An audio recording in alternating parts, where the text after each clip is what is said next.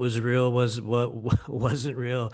I would see things coming out of people's bodies. I would see beings walking around. Animals would talk to me, which, through the lens of traditional Western psychiatry, that's like, oh, so you're in, Mhm. so you're having a breakdown. So, you know what I mean? That was the filter at the Mm, time. However, at the mm, same time, having said that, I was also very aware of the supernatural. It's just that when it came into my world, it was nothing like I ever thought that it was going to be. And it really shattered my entire reality in a lot of ways. But honestly, I got to kind of audition or practice or begin to sort of use some of the early stage techniques at the very ending of my time in that sort of industry or realm. I started to really, well, I'll just be real. I broke like literally every possible rule except for a few, which were horrible. But you know what I mean? I just broke the rules in terms of treatment, was like, I'm going to do this very differently.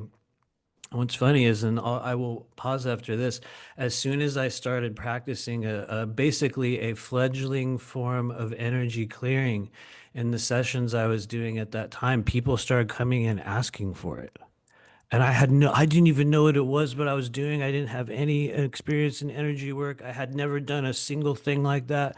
And suddenly people were coming in asking for me to do this thing. And it actually got me in trouble because people were like, I was wondering if I could meet with Matthew to do this. And I was like, don't say that. And so, yeah, I guess that's kind of mm. where it was born, I guess we could say.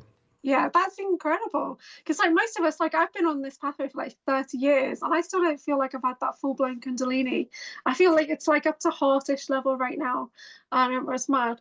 And so specializing in clearing, balancing, and releasing negative energetic manifestations. So I mentioned just before that I might have had a demonic attachment. And whenever I connect with Sean Bond, the first thing he does is a depossession. So do you do a lot of that kind of stuff?